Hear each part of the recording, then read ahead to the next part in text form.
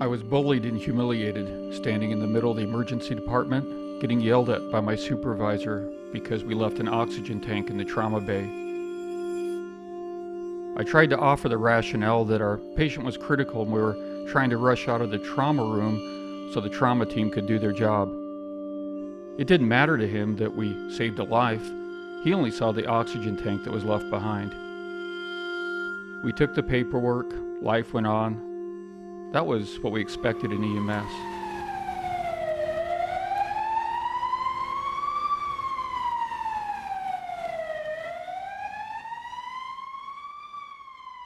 It was a hot August afternoon when we rolled up on the scene of a 911 call.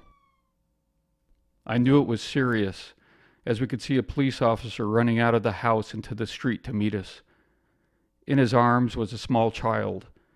It looked limp and blue, its arms bouncing around and flopping up and down. Running right behind him was a woman. She was screaming. It was a scream of terror, a scream that sends a shiver down your back and lands in your stomach, waiting for you to find out, what's going on. We did the best we could on the call, the best the two of us could do. After we got to the hospital and transferred care, we sat down on the bumper of the ambulance to catch our breath. I breathed in and out, slowly feeling a weight being lifted off my shoulder, and I looked at my partner.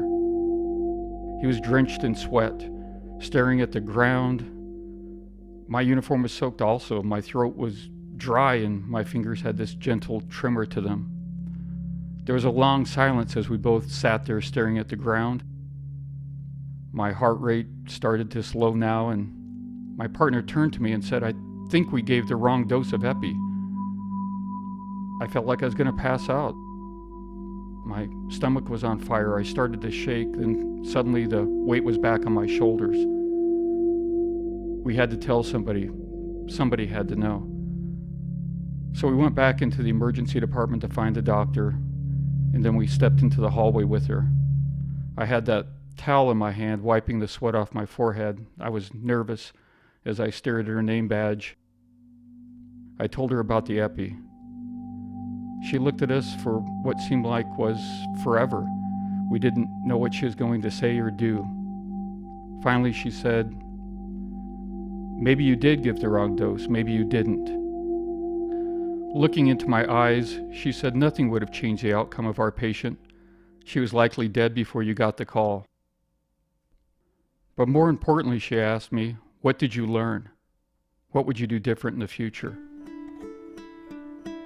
So when I tell this story today, people say, "Oh yeah, that was just the culture." I say, no, that was just culture.